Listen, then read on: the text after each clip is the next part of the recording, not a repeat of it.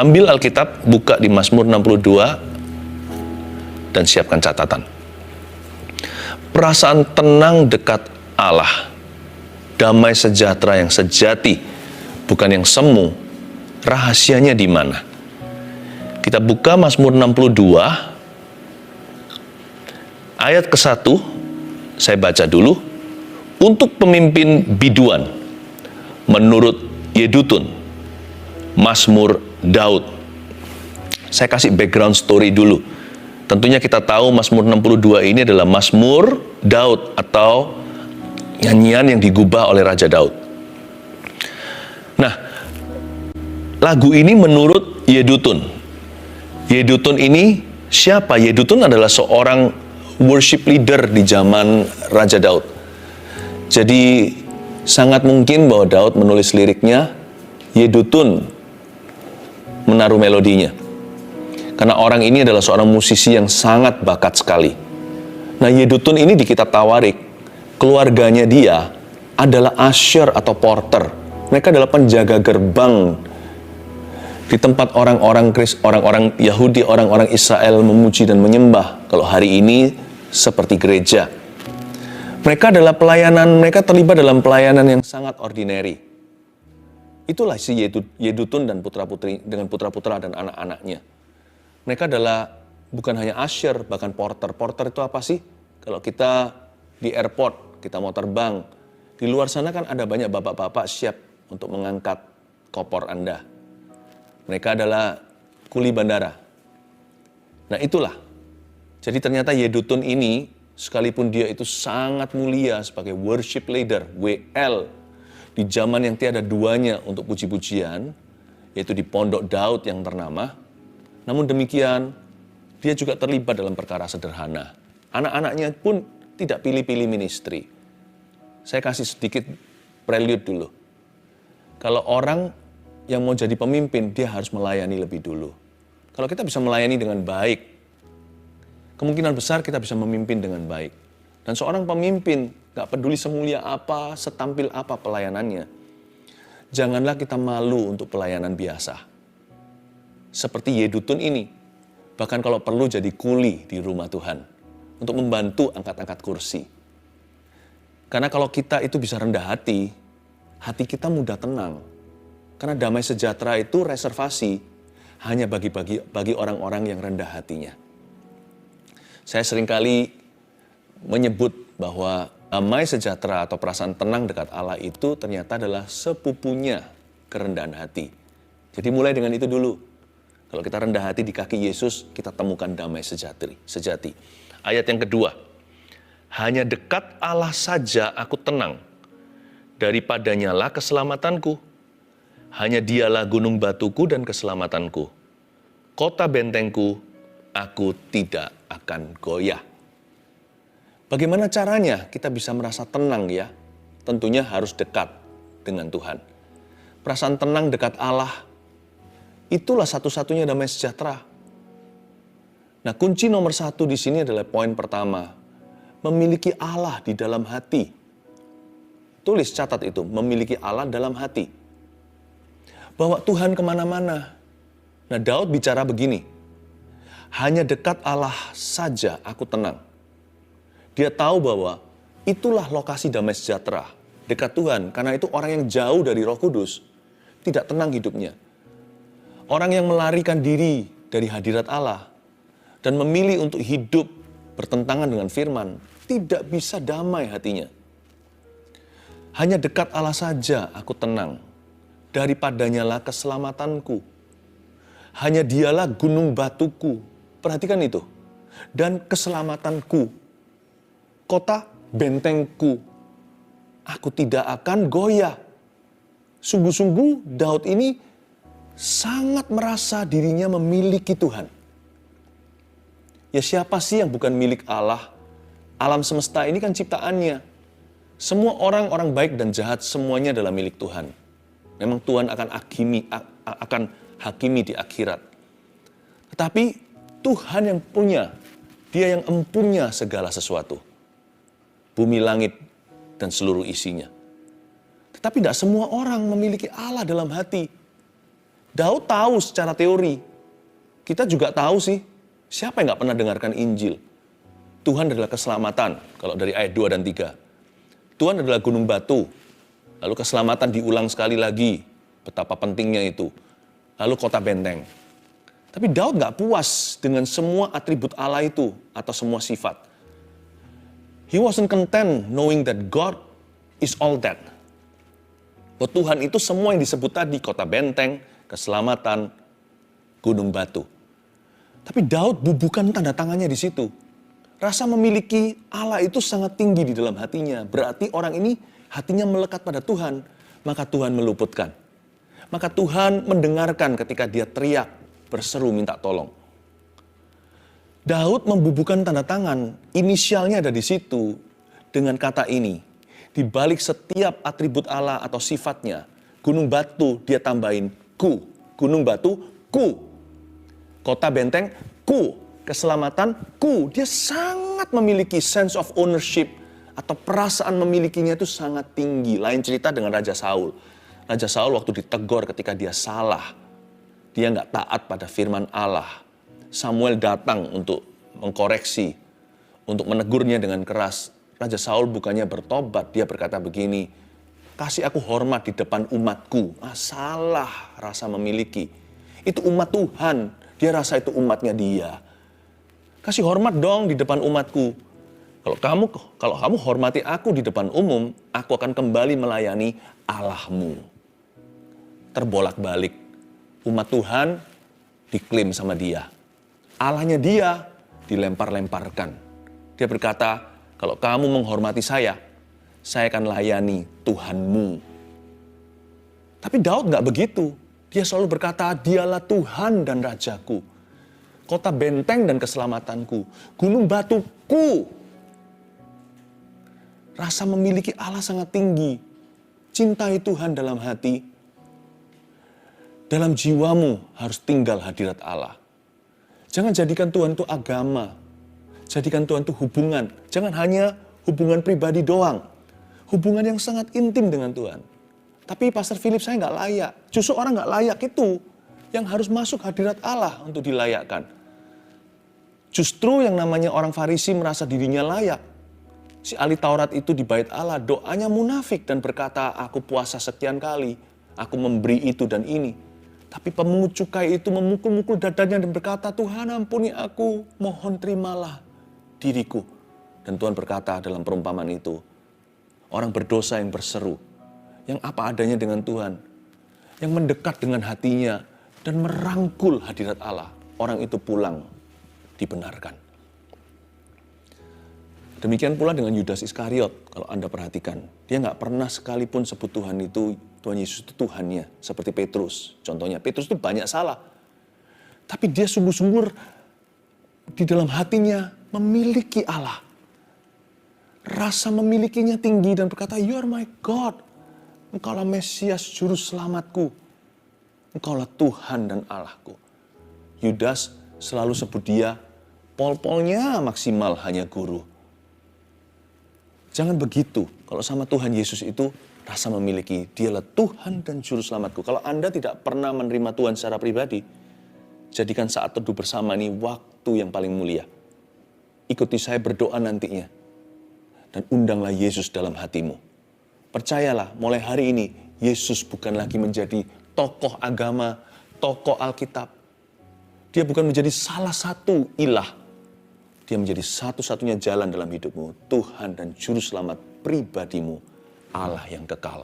Raja damai. Ayat yang keempat. Berapa lamakah kamu hendak menyerbu seseorang? Hendak meremukkan dia, hai kamu sekalian. Seperti terhadap dinding yang miring, terhadap tembok yang hendak roboh. Mereka hanya bermaksud menghempaskan dia dari kedudukannya yang tinggi. Mereka suka pada dusta. Dengan mulutnya mereka memberkati, tetapi dalam hatinya mereka mengutuki. Selah. Ayat 4 dan 5 adalah poin kedua. Perasaan tenang dekat Allah itu harus ada suatu tindakan dari kita secara iman disengaja. Nomor 2, catatlah. Membatasi keluhan dalam jiwa. Kelihatannya penulisan Mazmur ini dengan dibubuhi melodi oleh Bapak Yedutun, lirik dari Daud ini keluar dari kesesakan jiwanya. Kayaknya Daud sedang dirudung masalah. Entah apa, tapi kedengarannya serius. Dan ayat 4 dan ayat 5 didedikasikan untuk keluhan. Untungnya Daud itu tidak membiarkan keluhan merajalela. Dia nggak bersungut-sungut akhirnya. Dia kasih saham keluhan dalam jiwanya hanya 2/13. Ini kan total 13 ayat. Mazmur pasal 62.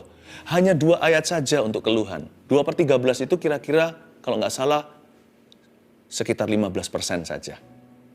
Jangan izinkan keluhan itu menguasai 90% pikiran. Sekalipun masalahmu besar, Tuhan mengerti. Persoalanmu nyata. Daud juga, bahkan seringkali Daud diancam nyawa.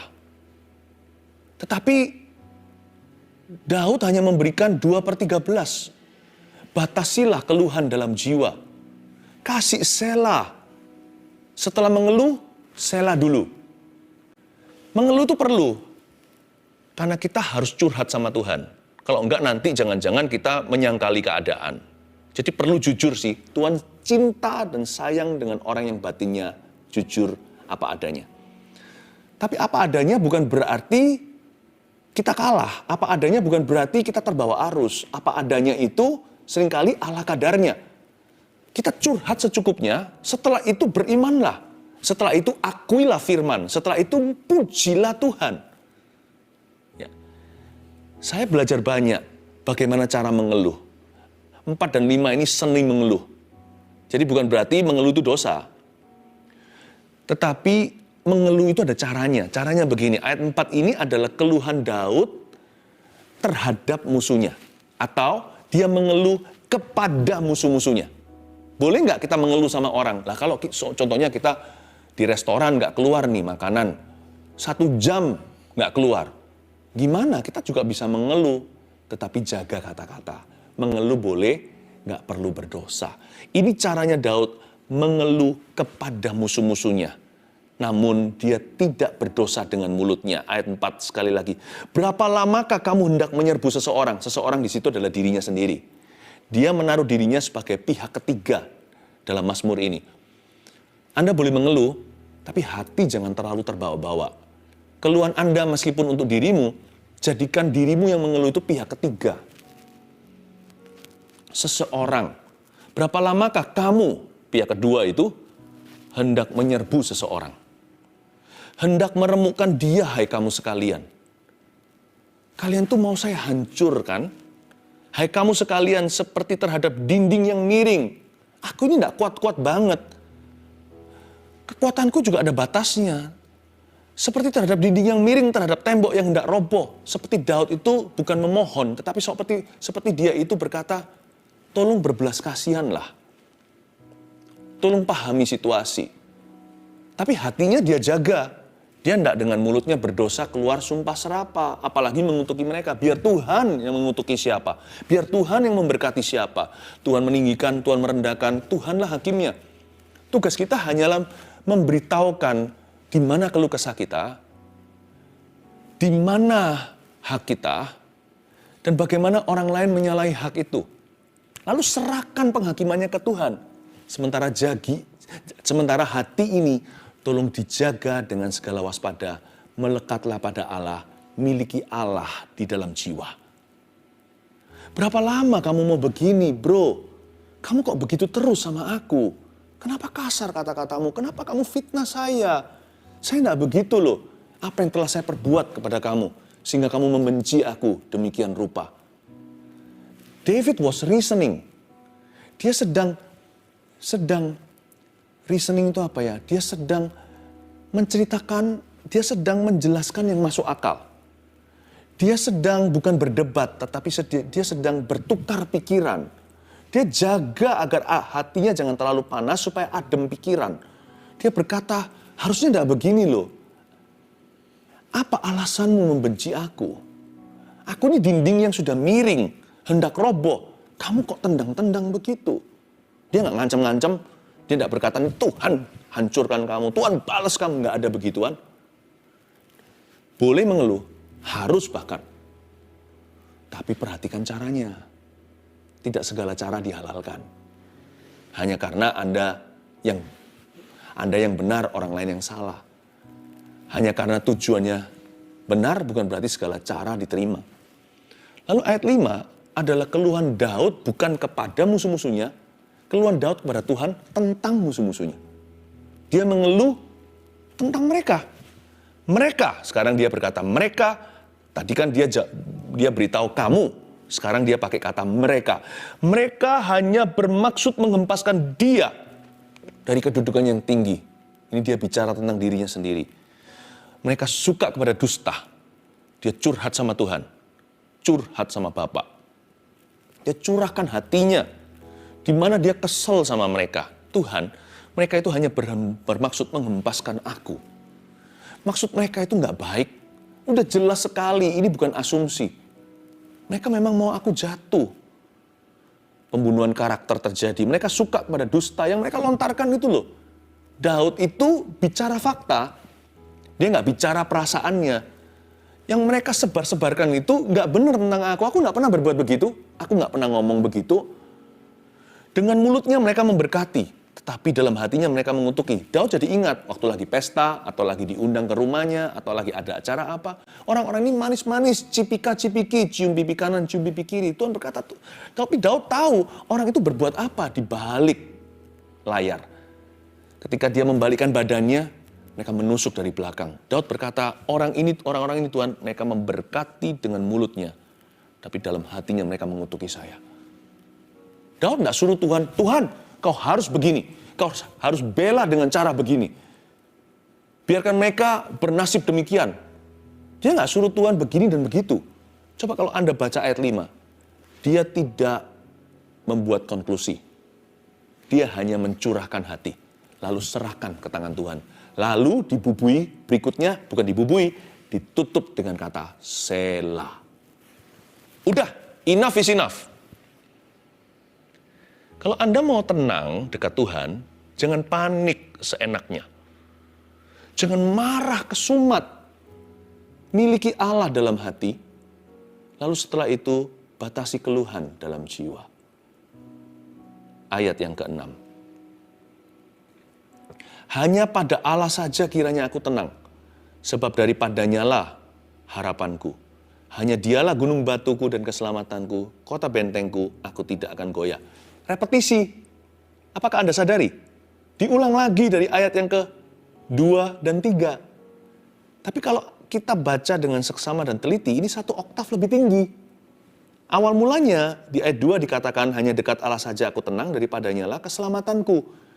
Kalau bisa selamat udah pas-pasan. Itu rescue. Seperti orang sedang berada di rumah kebakaran, lalu setelah itu ditolong oleh pemadam kebakaran, lalu digendong keluar, anak kecil, nenek tua. Selamat aku, haleluya. Daud sudah tidak di level itu. Kalau seksama kita baca, ayat 6 bunyinya, hanya pada Allah saja kiranya aku tenang, masih sama. Sebab daripadanya lah harapanku. Tiba-tiba secercah harapan setelah dia keluh kesah, gundah gulana. Ketenangan itu cikal bakal pengharapan. Kalau Anda tenang dulu, pengharapan bisa masuk kemudian. Dengan mudah Tuhan bicara, memberi janji yang baru. Ini satu oktav lebih tinggi.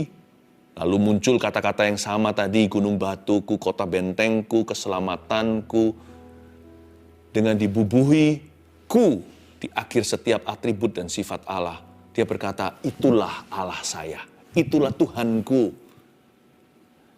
Daud itu percaya pada Tuhannya. Dan kepercayaannya bukan teori doang. Dengan segenap hati. Daud GR dulu. Nggak apa-apa sih. Mending GR daripada ragu.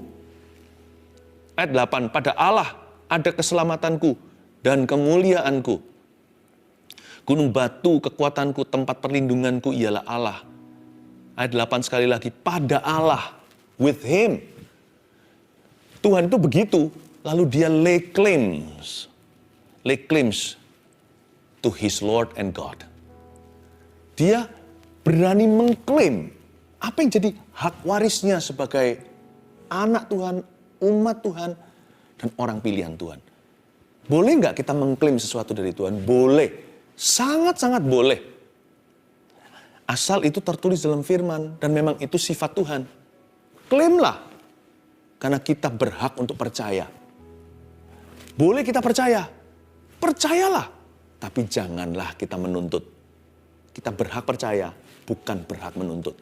Tapi percaya, nggak ada batasnya. Percayalah sekeras-kerasnya. Percayalah sepenuh-penuhnya, segenap-genapnya.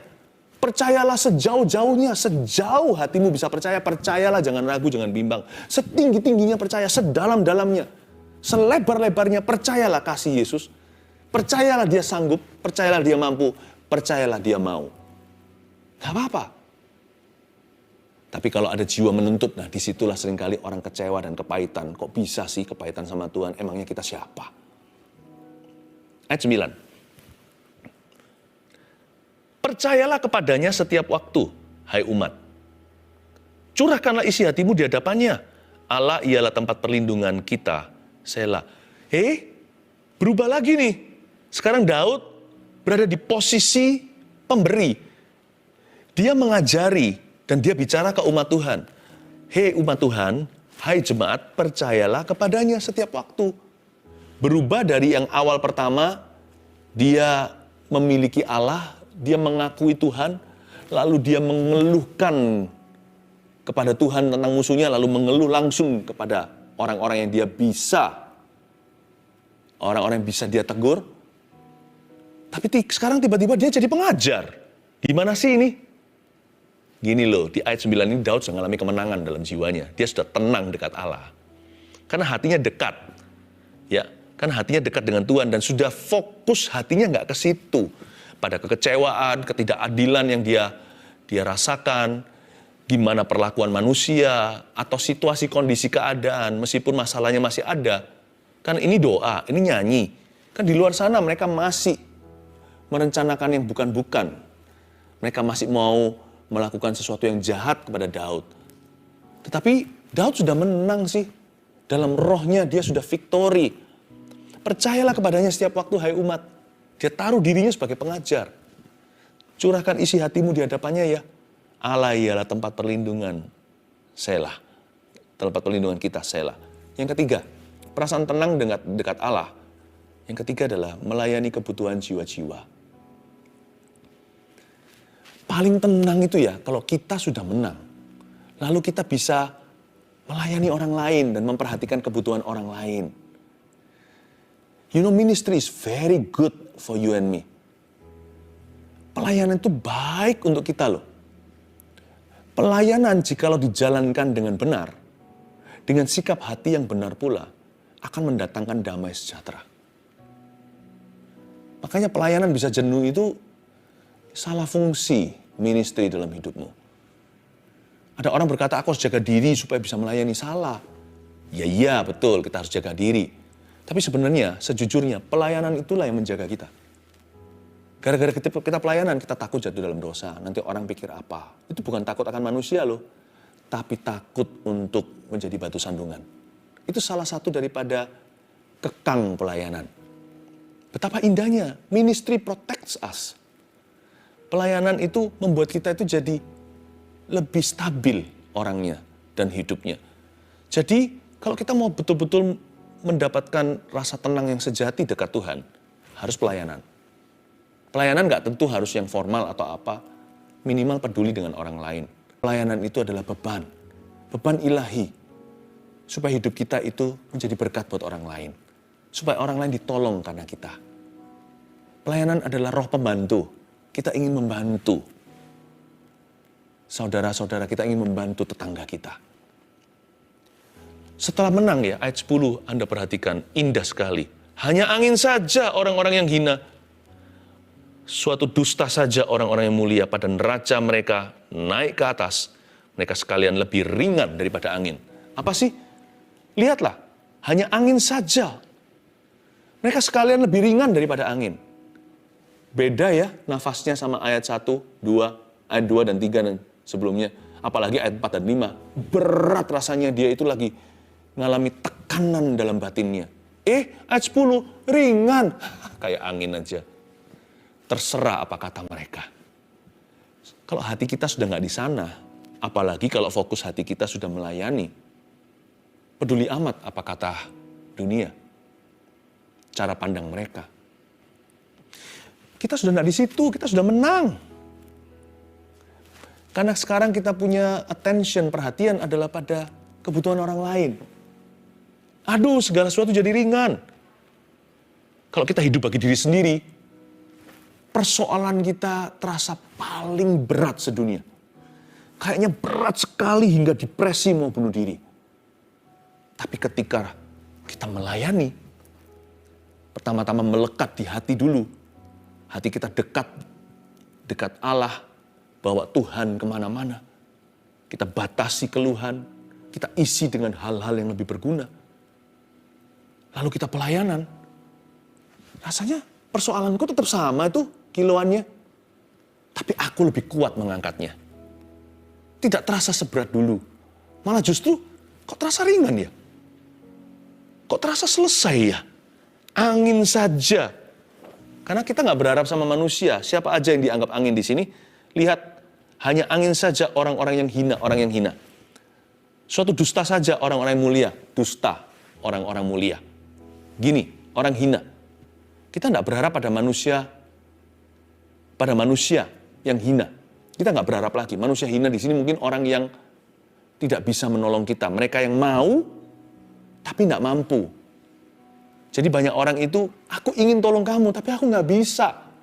Kita nggak gampang kecewa kalau hati kita melekat pada Allah. Itulah orang hina. Termasuk mereka yang berkata, aku ingin lo bantu kamu untuk bisa selesaikan hutang, tapi aku sendiri juga miskin harta. Orang hina itu artinya mereka yang mau, tetapi mereka tidak mampu. Mengecewakan bukan? Di dunia ini banyak kekecewaan. Lebih banyak yang mengecewakan daripada orang-orang yang sungguh-sungguh bisa menolong kita. Tapi suatu dusta saja orang-orang yang mulia. Di dunia juga banyak orang yang mampu menolongmu tapi nggak mau. Pemberi harapan palsu. Janji-janji, nanti eksekusinya mengecewakan. Tadi janjinya mau kasih orderannya ke saya. Kok enggak? Jangan berharap sama manusia, berharaplah pada Tuhan. Kamu janji menolong aku, tetapi ketika pertolongan kubutuhkan, kamu ada di rumah, di mana-mana dicari juga nggak temu. Di mana-mana aku cari kamu nggak ada. Justru di waktu aku paling membutuhkan, kamu nggak ada di sana. Suatu dusta saja orang-orang yang mulia, yaitu orang yang mampu sebenarnya, tapi nggak mau menolongmu. Paling maksimal hanya memberi janji palsu. Jangan kepahitan sama orang begitu. Ringan saja, enteng di hati. Asal 1, 2, 3 ini, perasaan tenang dekat Allah. 1 apa? Memiliki Allah dalam hati. Sudah punya Yesus enggak di dalam hatimu? 2, membatasi keluhan dalam jiwa. Miliki disiplin yang tinggi untuk berkata, enough is enough, 2/13 saja. 3, melayani kebutuhan jiwa-jiwa di sekelilingmu. Tenanglah saudaraku, Tuhan lebih dekat dari yang Anda kira.